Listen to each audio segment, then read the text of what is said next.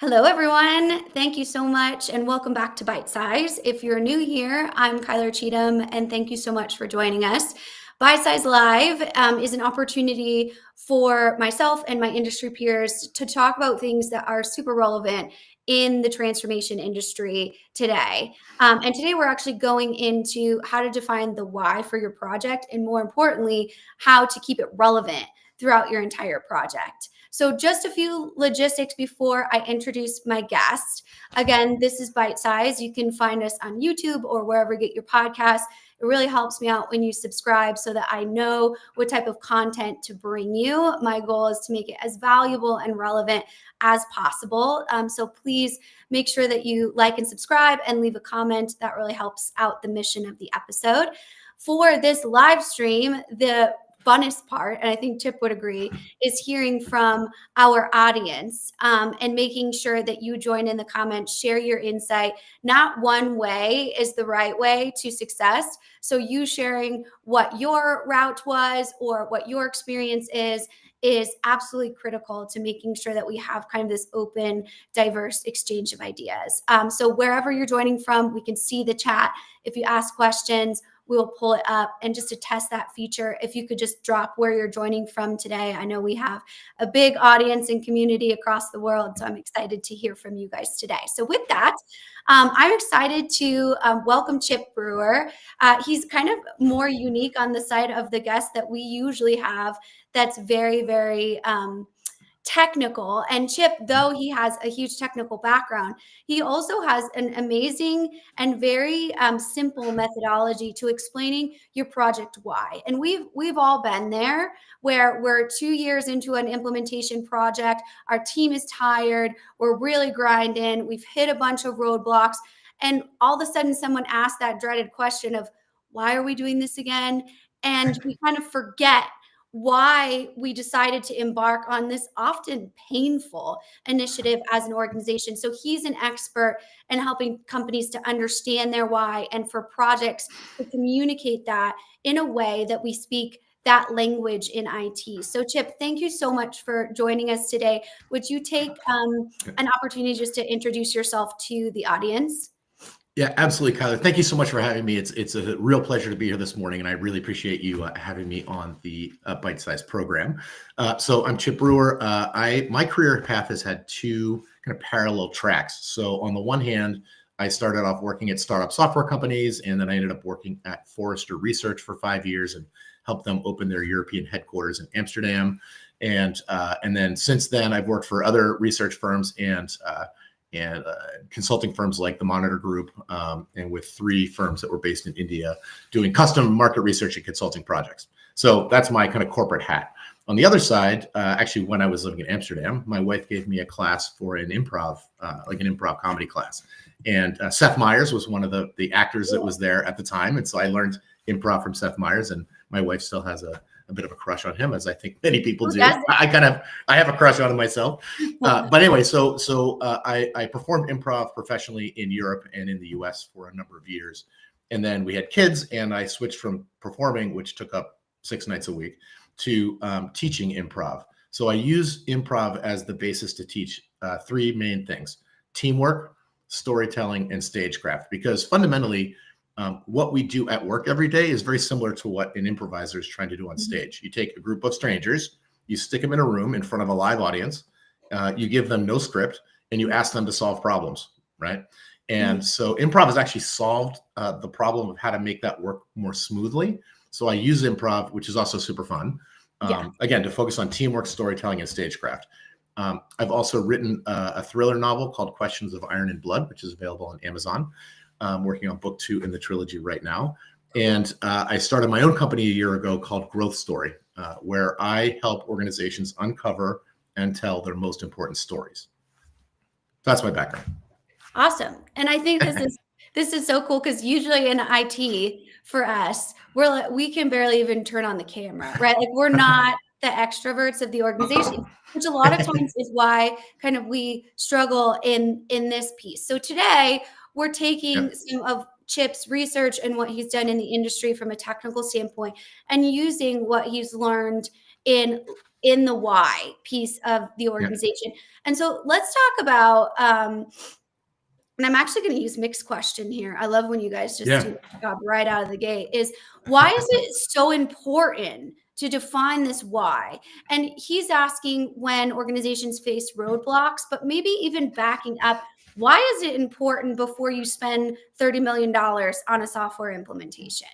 Yeah, this is so you make a good job. You're right at the like this is the core question for the whole thing, right? So there was an article from McKinsey that came out in 2024, so a little bit about a year ago, and it was looking at research around why transformation projects fail, whether it's a digital transformation or analytics transformation or whatever it might be. And they said that their research showed that 70% of all transformations will fail.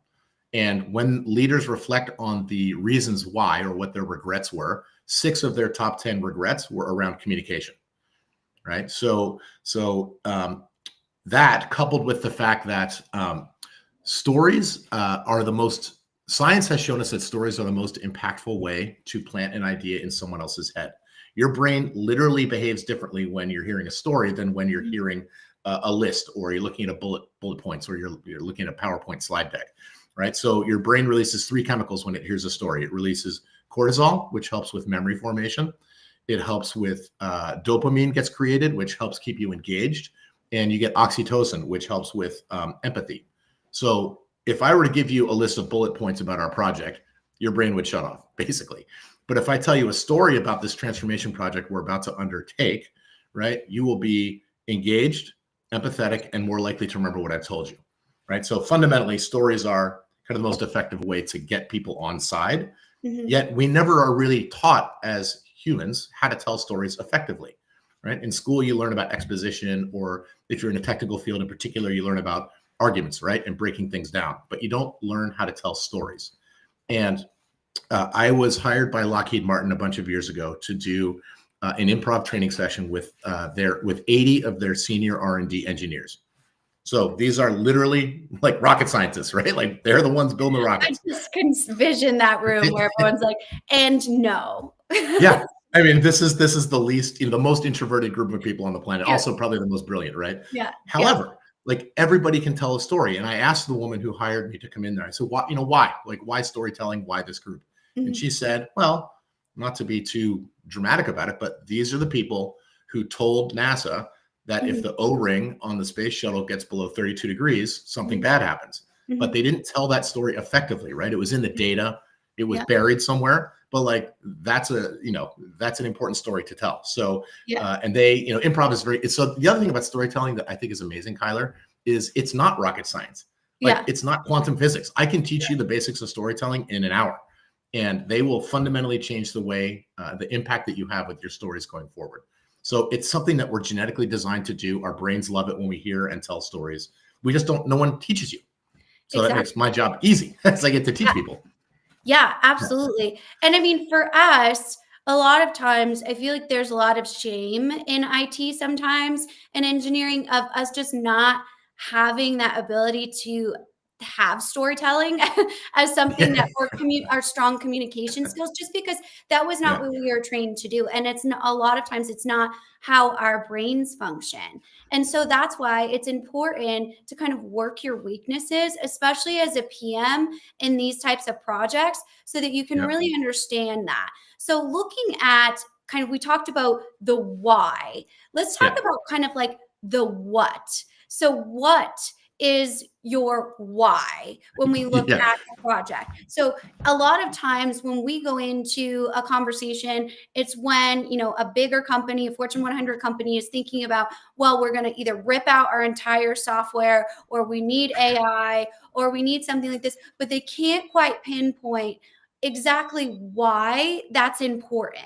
And I think that exercise in general, especially for the leadership team, is so critical, because if you don't know the why, then your organization is going to be, running across the field in different directions, and most importantly, costing you time and mind share, which are very, very dangerous in that 70% statistic you shared.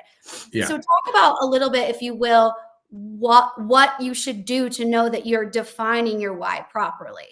Yeah, so that's a great question. So I want to give credit where credit is due. When I talk about the why, I'm borrowing from Simon Sinek, right? So he, as many of your listeners probably already know, said people do not buy from you because of what you do or how you do it. They buy from you because of why you do it, right? So that's the why I'm talking about. And when you look at a transformation project, right, or a major implementation project, what you're doing is you're asking people to change from what they're doing today to doing something differently tomorrow. Mhm. And most ways that the why needs to include them in it, and it has to be authentic and believable Mhm. for the organization. So if we're an organization that talks about and walks the talk, right? So everyone has missions, everyone has values, right? But if your why isn't authentically aligned with the way the organization behaves, then it's going to fail. So I'll give you an example. So I used to sell and do a lot of data analytics projects, right? So pre-AI analytics projects, machine learning, early AI before agentic AI and stuff. And most of those projects would end up failing, not because the technology wasn't ready or because they didn't have the data to run the reports that they wanted. It was because the organization didn't give a compelling reason why they should change their behavior. And even when they did, even if they thought they had the right words, they didn't behave as an organization that way. So for example, they might say, Kyler, you're the chief data officer. You're in charge of getting all our data organized. So you have the responsibility. But then they didn't give you the authority to compel people to do the things you need them to do so that, your data dictionaries across 80 databases, for example, are all, they define a customer the same way, right? Mhm. Because you had the responsibility, but not the authority. So Mhm. what they're saying to the organization when management does that is they're saying, we're doing this because it's a thing we think we need to do, but we don't Mhm. really believe in it, right? Yeah. So they don't have a why, right? So the main, and sorry if I've wandered off a little bit, but No, you're good. the main function of why is to bring everybody into the story together, Uh-huh. right? So I see this also with when organizations have gone through an M&A process. So they bought somebody or brought someone in, and so they need to integrate everything. What they often do is, so the acquiring company A, will say, okay, company B, you are now part of our story. But what Mhm. they really mean by that is you need to forget your old story, right? The Yeah. 30 years your firm existed, Yeah. right? And immediately adopt put on Yeah. our clothes. Yeah. But what they Absolutely. and I think you'll agree that rarely goes well, right? What does go well, however, is when the acquiring company says, "Hey, listen, here's why we acquired you, right? Here's the thing we think that we can do better together than Mhm. separately, and we're going to write a new story together from this day forward." Mhm. So you bring so one of the rules in improv is treat the audience well. So you want to keep people involved in the story and have them connected in a way that is meaningful and authentic. Does that make sense?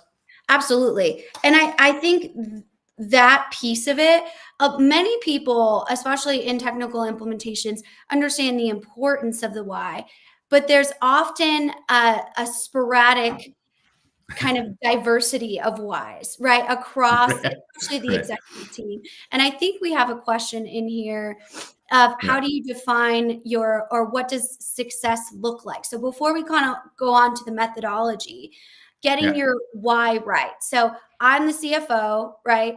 I Yeah. care about how much it's going to cost, right? I care about how much the Right. software package, we're moving to a cloud. So we've got those sneaky hidden SaaS fees that are all over the place. Right. I'm really worried about that. But my why is to save money and to be more efficient.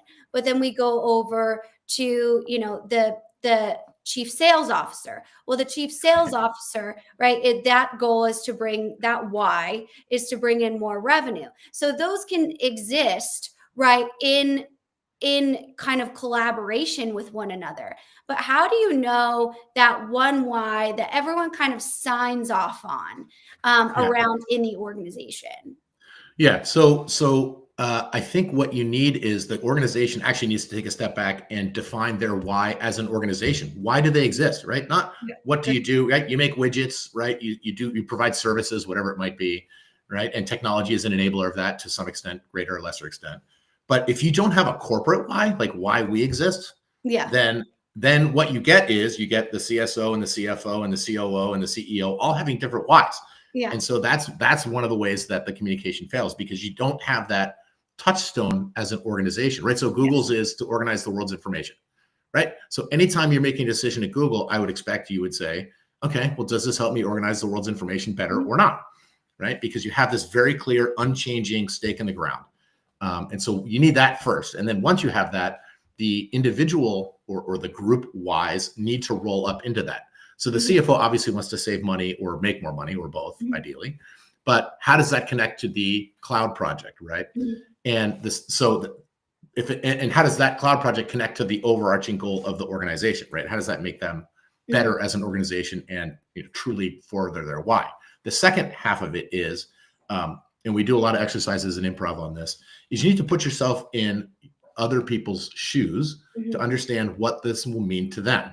So it's one thing to say, hey, team, you 1,000 people or you 200 people go off and implement this thing and then forget about them, right? Until the next update meeting, right? You don't give them nary a thought.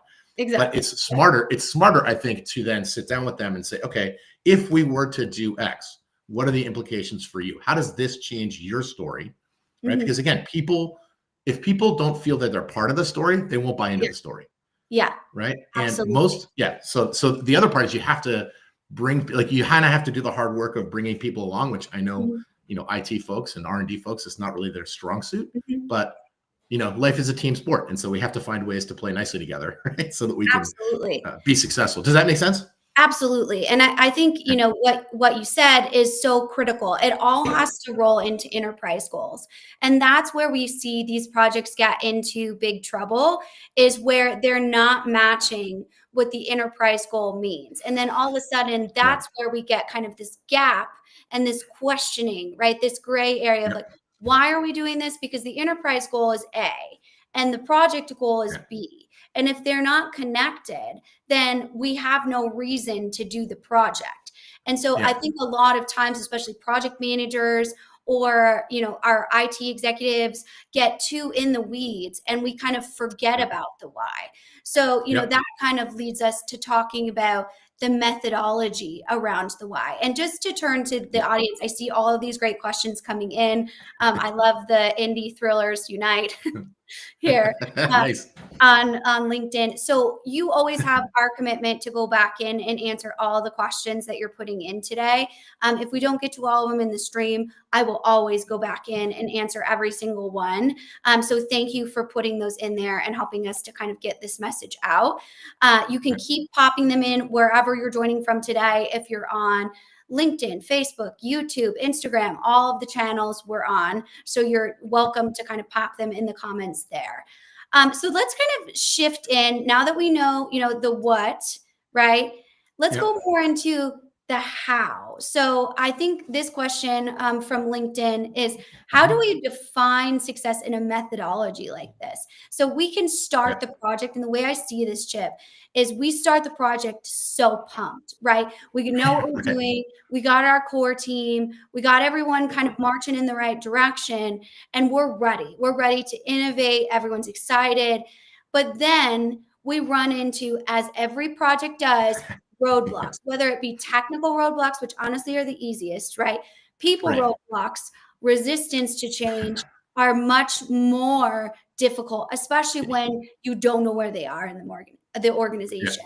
So looking at how you successfully communicate this why to each area of the organization, kind of looking at that 6 out of 10 executives regret the communication issue. What kind of methodology around communicating this why to each tier of the organization? How can you do that as an executive or a project manager?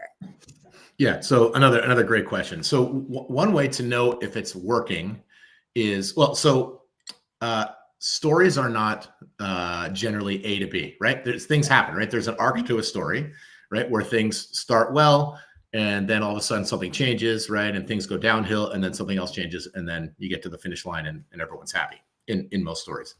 But in the real world, it's a little messier, right? So you'll know that it's working when you're able to get through obstacles and setbacks that will inevitably come up, because you have a touchstone to go back to, right? So you have this kind of guiding star that says the reason that we're doing this is so that we can improve customer service.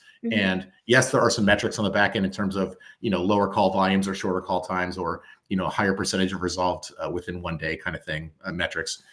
But the issue is when a challenge arises, do you have that glue across the organization, which is the story, to bring everybody back on board, right? So, okay, we're having trouble with this partner, or this technology we can't implement it the way we thought we would. But instead of getting frustrated or lost or running off in the wrong direction, you say, okay, what are other ways that we can still get to the same outcome, right? We still have the same story guiding us. So how do we, if the goal is making customers happier than they are today, then what do we need to do to make that happen, even if it's not the path we thought we were on?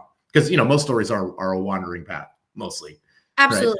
Yeah. And the only way to do that is you need to, again, spend time in the organization, getting to understand the perspectives of others and what their real challenges and issues are, because that's kind of where the rubber meets the road, right? It's easy to say, go take that hill. It's another thing to actually be climbing up the hill through the mud and under the sticks, and right. So it's not rocket science, but you need to, and again, by being attentive to everyone's, and I don't mean you need to talk to every single person in the organization on the team, but you need to understand what the different groups are working on, why it's important, and then explain to them how they fit in the story. So that's a key piece, right? It's not, you can't just say, listen, you need to move this up there. But they have to understand why their piece of it matters to the overall goal, right? So one of the first things I learned when I was in improv from one of my directors was, your only job on stage is to make everyone else look good. Full stop. So in improv, you have 5 people on stage. If all of us are thinking only about ourselves on stage, then I only have one person worried about me. Yeah. Right. But if I go on stage and I'm worried about the other 4, and they're all worried about the other 4, now I have 4 people worried about me. Right. And so I talk about this thing called the virtuous cycle. So it starts with having the confidence in yourself to make decisions and take action. If you then have confidence to take action and you then go support other people, right? So I'm the manager. I come down and try and understand what's going on with the coding, why we're having an issue here. Yeah. And I honestly, authentically want to understand. I'm not just trying to point fingers, right? Yeah. Then those folks see me supporting them. When people feel they're supported, then they trust you. When people trust each other, they can take risks. And when you take risks, that's when magic happens. So it all starts with this, like, have the confidence to go in there, understand other people's stories, and then build that trust so that you can move forward. So it was a long answer. Sorry. No, I think that is an amazing answer. And I mean, not only understanding how to communicate it and the importance of communicating it, but also understanding how to confidently speak to it. And a lot of times I think that's where our enterprise PMs get a little bit stuck, right? The minute that we have, honestly, the loudest resistor is often the easiest one to acknowledge, because that they're there, right? But having the ability to understand how to approach these objectives. And I wonder your reaction to, I have a theory that transformations fail in middle management, right? So we have this amazing executive team that's well-intentioned. They really are. And even the best leaders can admit, hey, I don't know the pulse of my organization. I'm in the executive bubble. I'm the CIO, right? So no one's going to tell me, hey, I really hate it here. And the ones that do, right, those are usually the 1%, right? The other people, if you don't do kind of that organizational assessment to really understand what that looks like, then you really have no idea what the pulse is of the organization with the executive team. So then we go down into the senior leadership tier. They buy in typically pretty easily, but it's that middle management tier that create the subculture of the organization. They are really the heartbeat of the organization, because that's their experience 8 hours a day, every single day. And so when that tier of the organization doesn't understand the why, that's really where I see a huge issue. And so a lot of times when I ask executive teams, how are you going to ensure that this layer of the organization continues to understand why you're doing this? They're like, oh, well, we're going to send them email updates every Friday. And that, makes you want to, jump out the window, because that's not going to work. Right. And so I wonder if you can give us an example of how to best bring them into that story that you're talking about, when that's a large tier of the organization, but it's so critical that they feel bought in and included and valued and heard in the project. Yeah. So again, great question. The having people bought in doesn't mean they agree with you, Yeah. right? Those are actually two different things, right? So you can disagree with the path, but agree with the destination, right? And that's okay. But what you don't want is people that don't understand the destination and therefore could not care less about what path we're taking. Because that's what, without a story, right? Without a destination for them to drive towards, then you're asking people to just like make it up, right? And that's when you get scope creep, right? That's when things bog down in the middle. So it's critical that if you have okay, I'll back up. When I teach people improv, their instinct is, oh, I need to be clever. I need to be super, amazing with these ideas that I have. And so they'll want to do scenes where they're like, come quick. We have to, there's a fire in the barn and we have to get the horses out so we can win the horse race to save the orphanage. It's like, okay, like enough, right? That's actually not a good scene. Like that's not an interesting scene to watch. It's too complicated. What is a great scene? And this is the KISS, right? Keep it simple, stupid. A great scene is somebody saying, I miss you. Right now, I'm like, okay, why do they miss each other? What's happening? Like, you can feel the audience be like, oh, I want to know more, right? And I think the same principle applies to pushing the story through the organization so that it works, right? And so, giving middle management or any layer a super complicated story that doesn't connect to their lives, and it's like telling a dog how to use a phone book. Like, it's not going to work, right? So what you need to do is ensure, again, you have to, not talk to everybody, but understand what life is like at that level. What are the things that they're dealing with? Walk a mile in their shoes. I do another exercise with folks where I have them walk around the room. It's kind of a warm up. And I say, okay, I'm gonna yell out some prompts and I want you to walk in the room based on that prompt. So I'll say walk normally and people just walk around, and I'll say, okay, now walk around angry. And they'll like square their shoulders, they'll lean forward, they'll move their arms. And then I'll say, walk into the room as if you're the CEO of this company.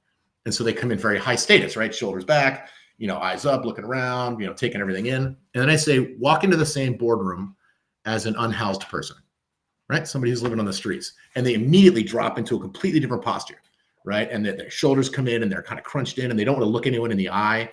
And what I'm teaching them is same room, different worlds, right? So you have to think about the perspectives of the other people in the room. It's not just the influencer or the boss that isn't speaking or the one that is speaking for the, you know what I mean? Like you got to find the people that you have to understand that the folks that are actually doing the work are the ones who need to be bought in the most. And I think that's kind of where that middle management. So I agree with your premise, right? That's because they're the ones driving the work. And if they don't buy in, then their teams aren't going to buy in. Yeah. So having, going to meet with them, whether it's virtually or live, having the conversation, explaining the story to them, understanding how they want the story to be changed, because they may have ideas that, the other thing about improv is nobody's in charge. So everybody's making up the story in real time on the stage. So obviously in companies, people are in charge, but that doesn't mean you can get great ideas from anybody. So like allowing them, even if you don't use their idea, the act of being listened to carefully is a bonding event. Right. Absolutely. And that bonding builds trust. So that, again, I think I wandered off the point there, but does that make sense? Yeah, absolutely. And you're definitely not wandering off the point in any way, shape, or form. Right, good. I mean, that's the beauty of these types of things is there's conversations, right? We find little nuggets in answers that we didn't expect to. And that's the beautiful discovery of open dialogue. When we don't have things like biases or agendas in the room, where we're not, pushing different products or anything like that. What we're pushing is how you can make this successful. So how we can buck that 70% trend. And more importantly, that trend is, a lot of times made up, right? Because you didn't define what success meant. You didn't have a why behind it. You had no idea what you were going towards. Just someone told you needed new software. And that's not transformative, right? That's order taking. Yeah. No wonder. Or like, the CEO saw on CNN that agentic AI is a big deal. So like now we got to do that, right? And like, well, but there's nothing worse than a CEO coming back from CES or a technology conference. Right? And, oh my Lord, what are we going to do now, right? And the best CEOs I know are the ones that can admit with full vulnerability they have no idea if this is going to work or not, and they listen. And that's the thing. While you were saying this, we went to a leadership coaching seminar with coach that used to be a method actor. And a lot of times he said the most powerful improv tool is silence. a lot of times Yep. when you're not saying anything at all. And so what, I practice a lot is listening. I'm an extrovert by nature. It's not in my nature to sit here and absorb everything. So that's a practice that I have to work. I have to work that muscle. And it's the Yep. same thing when you have, that ability to tell your story. So I wonder, I'm going to go to this one from my team over on YouTube. Can you Yeah. share a moment when simplifying the story was the strategy? I love this question. Yeah. So let me think about that for a second. So I totally agree with what you're saying. Uh, so I'm trying to think of a good example of this. So during the pandemic, I was working with a Fortune 100 US manufacturer who had operations all over the world. And the pandemic hit, and we were actually already hired to do some other research work for them. But then the pandemic hit, everything shut down, and they pivoted and they said, okay, we now need to figure out what to do with our business unit globally, like how to allocate resources. Like we don't know what's happening, like things are moving so quickly. So they hired us to do a bunch of, every month we were doing research in 17 countries on their market and what was happening, and also layering in all the pandemic restrictions, et cetera. And so the story at the time was crazy, chaotic, and complicated, right? All these countries, everyone's like, oh, Thailand's open, but China's closed, but Europe is kind of open, but not. And what we did was by providing them with the foundational data that they needed to understand the reality on the ground in kind of a real-time way, it allowed them to identify their story, which was a very simple one, which was, we are going to bind together and ride this out. And the way we're going to do that is we're going to reallocate resources to where we can do stuff. So if Thailand's open, we'll send money to Thailand and they can make stuff happen. And we'll kind of pause on China for a while, right? For example, because they were, or we'll, the Northeast of the US is open, but the Southwest is having a big outbreak. So so it allowed them to simplify the froth and chaos that pandemic created for them down to a simple thing. In this case, it was, we're going to hunker down and survive, which they did very well because they didn't have 17 countries going in 17 different directions, right? So that story of let's get together and simplify, I think, was an example that hopefully that's a meaningful example. Absolutely. Well, I think, the pandemic had a lot of forced transformations, right? With that, we had Right. no other option. And you could either embrace that forced transformation or you can be in fear of it. And that's where we saw a lot of that breakdown. And Yeah. creativity became the strategy, right? And Yeah. the Right. story, right, was we are going to get our product. We don't know how. We don't know when, Right. but we are going to get our product, and we need everyone marching in the direction of being able to get our raw materials. Nobody can go Yep. through the ports in LA. So Right. Home Depot bought a fleet of cruise ships and moved it over, to the ports in the Yep. Northwest because those ports were operating. And that's a lot of times having to pivot and be agile with your story. But again, the Yep. unification piece is so, so critical. So speaking Yeah. of that agile piece, we do a lot of work in agile implementations. And a lot Yep. of times that can mean taking the implementation business unit by business unit. So there's a few different Yep. whys with an umbrella why. We still need to That's define correct. why and all of that. So I'm going to look at how we keep the why alive in these next Yep. couple minutes. So Yeah. Adam has a great question over here. How do you prevent losing focus on a strategy through a long project full of challenges that waters down the goals in favor of just getting it finished and over with? A lot of times, just to set the stage for this, we get Yep. obsessed with a made up date that is go live, right? We Right. have no idea when go live will be until we've gone through things like testing. And a Right. lot of times we see clients get completely obsessed with this date. It's like, well, why don't you just turn it on now? If you're so obsessed with it and not getting it right, go ahead and turn it on and see Yeah. what happens, type of thing. And a lot of Yeah. times that why is what you need to go back to, so you don't get in the trenches of this will be done in October, this will be done in October, this will Yeah. be no, it'll be done when it's done, right? When it's done Right. right and it's done correctly and it meets the goals of that why. So curious your Yeah. feedback on that. Yeah. So if I hear from a senior manager that they have, October 1st is the go live date, and come hell or high water, that's what we're doing. Mhm. That tells me that actually their why isn't the one they're telling everybody. The why I know. they're It's saying, another we red want to, flag. I'm going to Yeah, buy. it's a huge red flag, right? Because if the story they told, on January 1st, right, about the transformation was we're going to improve customer service across the company, full stop. And then in June, you're hearing, well, October 1st is the day. We have to do it October 1st. We have to do it October 1st. Then that's telling you indirectly that actually they don't care about. That's the important thing is the shareholders, or the important thing is optics, not actually why you're doing the project.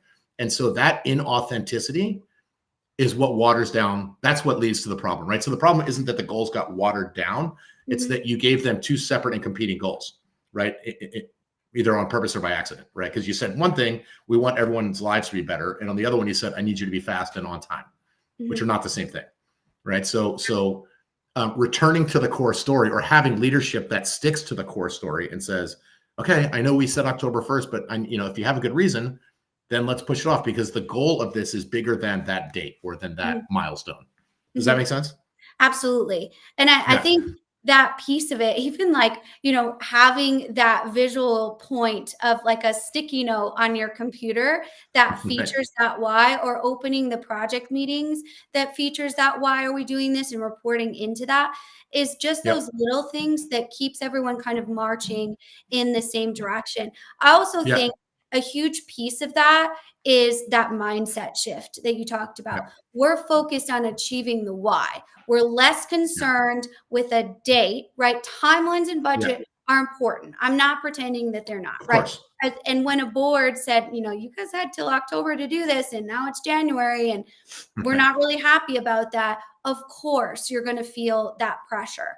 The difference is kind of using that pressure to motivate as opposed to force. And that's where we get in trouble, right? That's where projects get risky. And at the end of the day, if you didn't explain it to the board and pitch it to the board with transparency, that's on you, right? You should have done that. And that's a big reason why a lot of times we come into the conversation of how do you explain the why to your board? Because a lot of times they're focused on things like outcomes, metrics. That's their job, right? To oversee the direction of the company. What we don't often do is explain to them that this is a living, breathing technology project. It's not the technology projects of 2005 where it wasn't, the spine of the organization.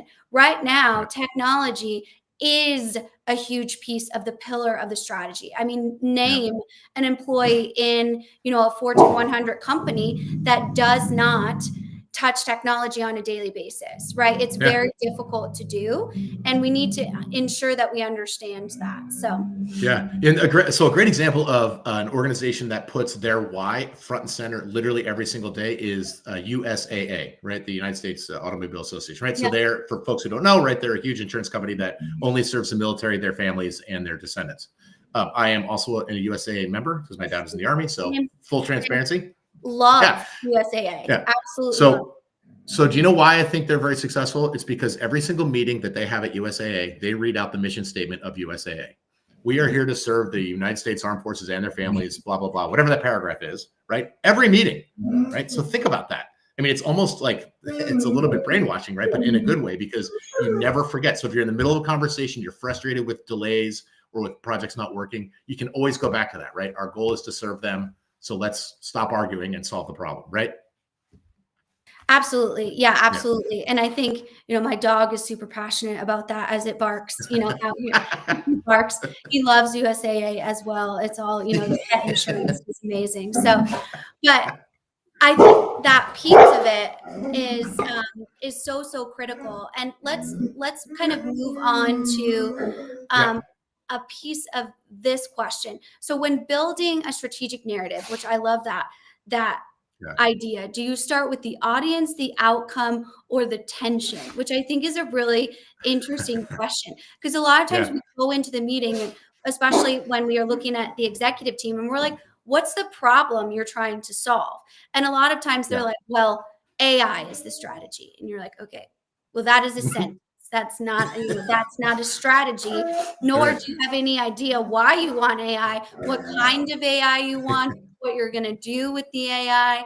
So know that that's what the marketplace is telling you, right? Yeah. But it's not something that you're able to really understand and comprehend when it comes to what should you start with. So Yeah. what do you think in these three that you should really look at?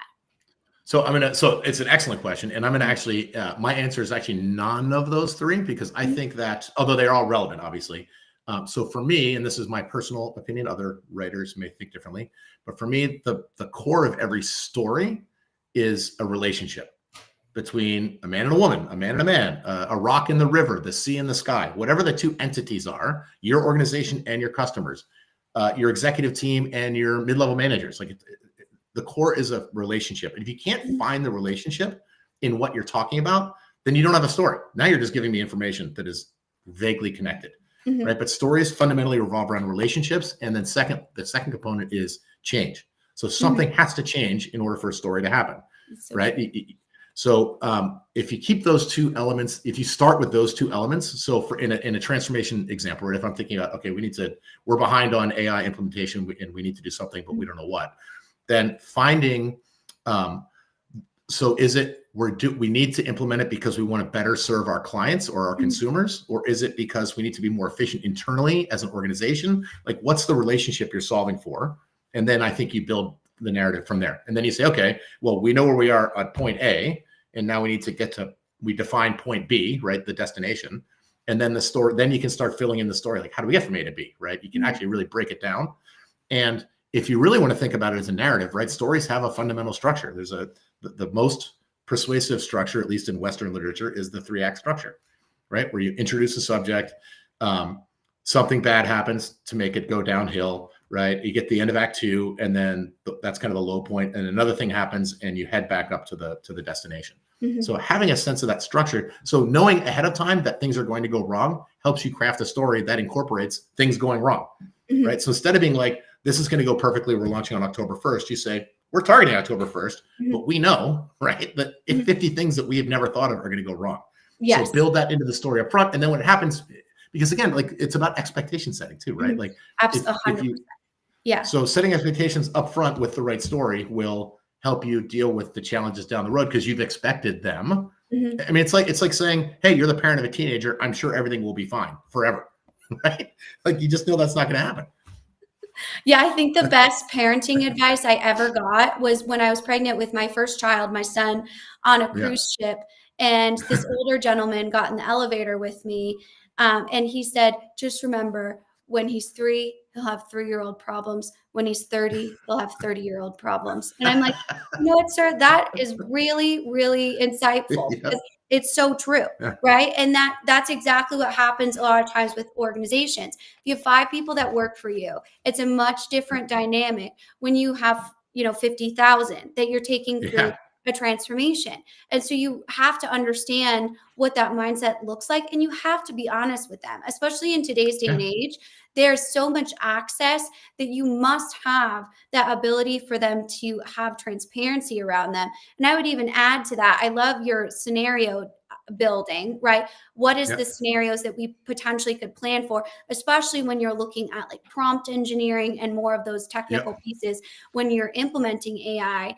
But also, how can you ensure that you have an open feedback loop as part of that story, Yeah. that you're letting them become part of that story on their terms? So maybe, you have these town halls and these meetings where you're trying to, engage that middle manager Yeah. tier and you're trying to get feedback out of them, but they're scared of you, right? They Yeah. don't know what's going on, especially for larger organizations.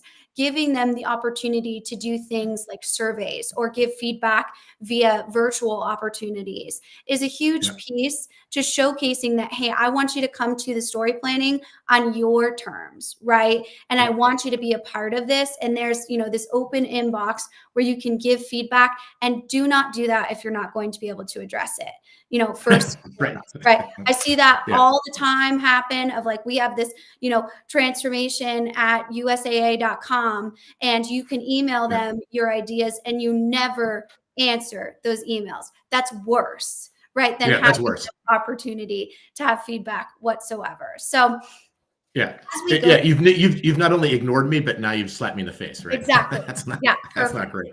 Yeah, absolutely. Yeah. And so I know in the last couple minutes here, I always Yeah, want to leave people with, what they can do today. So I wondered yeah, if you could kind of share a story that you've seen be really successful when it comes to maybe a technology implementation or a special project that you've yeah. seen an organization kind of go through, and give us that idea, case study, and maybe some items that our audience can do today to prep for writing their own story, whether it be for their project, their organization, or even themselves. Yeah, yeah, absolutely. So back when I was working at Forrester Research in Europe, we were the first office Forrester had opened anywhere outside of Cambridge, where their headquarters is. Um, so we actually got to kind of start writing they sent 10 of us over. We hired maybe 10 or 15 Europeans, and we kind of started to tell our own story over there that was still part of the larger Forrester story. But then we ended up buying a company in England, another research company, a small research company in England. And it was the first acquisition that the organization had ever done. Mhm. And it was done by this kind of offshoot of the company, right? So we weren't we were away from the mothership, right? Mhm. And that integration went very well, not just on the people side, but also on the customer and the technology side, because we had a good story around why that was going to be a good fit, like why that organization was a fit, how we were going to work together. And like they thought it through up front. That went great. About 6 months later, we bought a German research company. And I think we thought, and I'm not putting anyone down, but I think we thought maybe we're good at this now. Right? Yeah, So exactly. the story wasn't there. It was just like one day you got an email like, okay, we've bought this German company. And there was no like context. There was no like, how's this going to work? Like, it's like, okay, and that actually did not end up integrating. They ended up leaving, right? It didn't end up working. And so for me, the key element was we didn't get us. There was no story for the second thing. It was Mhm. like a thing we did. And so, okay, well, we do lots of things every day. Like, why would I care as a line employee about Mhm. that? Like, it has an impact. How does it, what's in it for me, right? So that the ability to create that story and bring people into it led directly to the success of the first acquisition. I think led to the demise of the second, Mhm. if that makes sense. And and the other thing, we talked about listening and paying attention to folks. I think we're dancing around the word empathy a little bit. Mhm. And I think that if you demonstrate authentic empathy with folks, then you have a much higher chance of them buying Mhm. into your vision, or at least participating in the vision, right? And when you're not authentic, when you say one thing and do another, or you say one thing, the organization does another, right? Like we said earlier, like this is important, but not so important. We want to do it right because this timeline is more important than the Mhm. than the success of the project, right? Mhm. That the people see that, whether it's implicit or explicit, and that kills projects, right? So Absolutely. so I would say, advice wise, authenticity and vulnerability from leadership is a key Mhm. element to stories that resonate with folks. And I think folks can learn something about how stories are structured and how they go together. I can give you a couple of quick things here for them Yeah, to take away. absolutely. If we're doing okay on time, I don't want to run you over. Um, Yeah, please run us over. We always so, love so someone that likes to talk more. So, Yeah, so I'm gonna rapid fire a few things from the yeah. improv world that I think are very relevant in day-to-day life. Mhm. So one is yes and.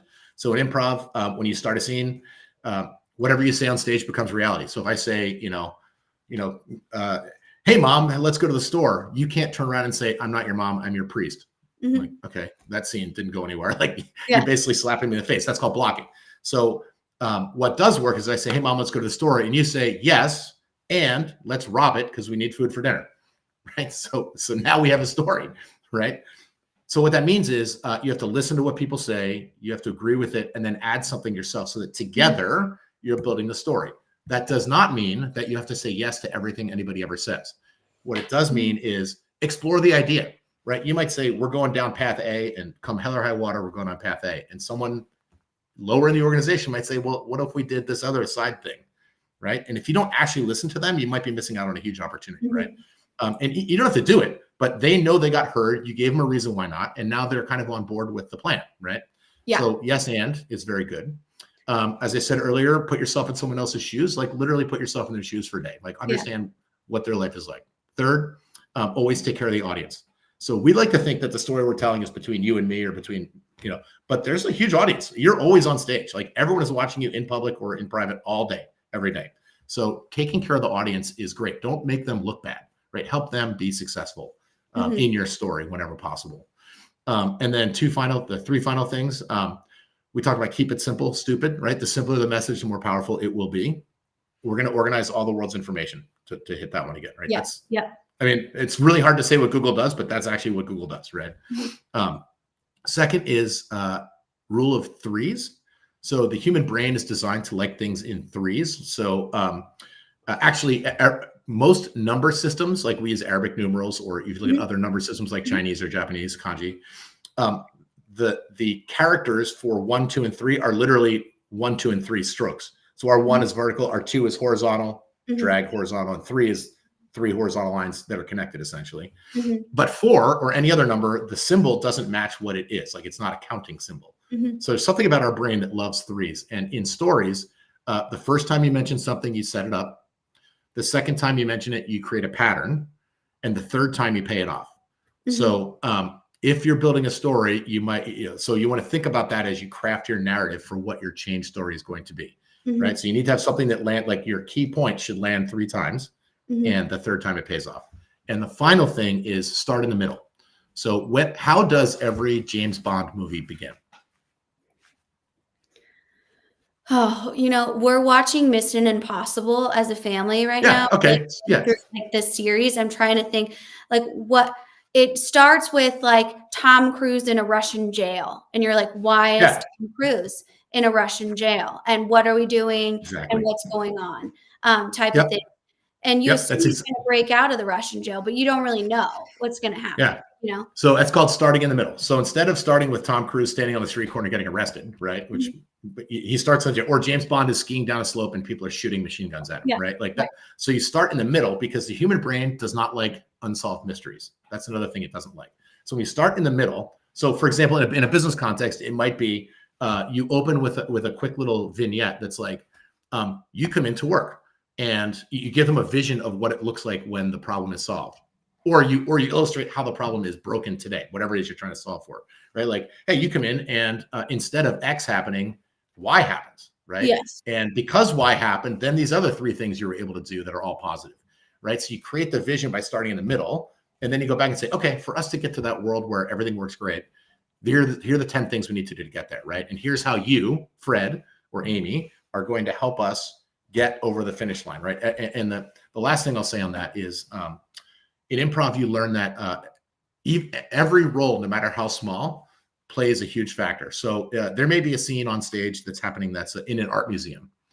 So if you're paying attention, if you're listening as an actor off stage, you will come on stage and like stand there like you're a picture, right? They're in an art museum. Or if you're in the Wild West, someone might roll across the stage as a tumbleweed. And that's all they do in the scene. But that little detail actually is the best part of the scene, right? Or like, so small contributions can often be the most valuable. And so we need to equally recognize small contributions as well as like team leaders, for example. Yes. That was a lot. I rapid fired a lot at you. I'm sorry about that. No. I think those were absolutely so important. And you guys know Bite Size has a newsletter. If you subscribe to it on my channel, or don't, just keep your eyes out for it. I will outline all of those tactics that Chip mentioned in the article next week. So definitely stay tuned for that so that we can, get some more understanding. Also, Chip, I know you're pretty active on LinkedIn. Would you be okay if people reached out to you if they had additional follow-up questions here from the audience? Yes, absolutely. I'd love that. Please feel free. My email and everything is on there as well. So I'd love to talk to anyone who's interested or who wants to talk about writing, content, creativity, anything. Happy to do it. Absolutely. That's amazing. Well, I think this has been, such a critical conversation. We really appreciate kind of you bringing the why and really breaking down the simplicity of this so important initiative for, project management. It's something that, we don't talk about enough. And it's something that we need to consider how we do better as an industry. So again, we're not this 70% failure trend, or we don't have a 6 out of 10 executives thinking that we can't communicate our project objectives, because a lot of times we can't. So we need to really sit down and do that discovery around the why. And so Yep. spending the time and energy to do that is so, so critical to making sure that we're just successful, not only as a Yep. project management team, but also just as an organization in general. So Yep. we so Yep. appreciate your time. Any other closing thoughts, or anything you want to share with the audience before we kind of close out today? So first, thank you very much. This has been an amazingly fun conversation. I really appreciate you having me on. This is great. Your audience has been chiming in, bing, bing, bing, which is really great to see. So thank you so much for that. I guess I'll leave you with the best forward piece of advice that I ever got from someone, which is it's not about you, right? So if we put the team first, the other people first, the organization first, the clients first, then again, you think about everyone else on stage, your only job is to make them look good. It's not about you, it's about them. And if everybody takes that attitude, then you have some serious magic in your organization.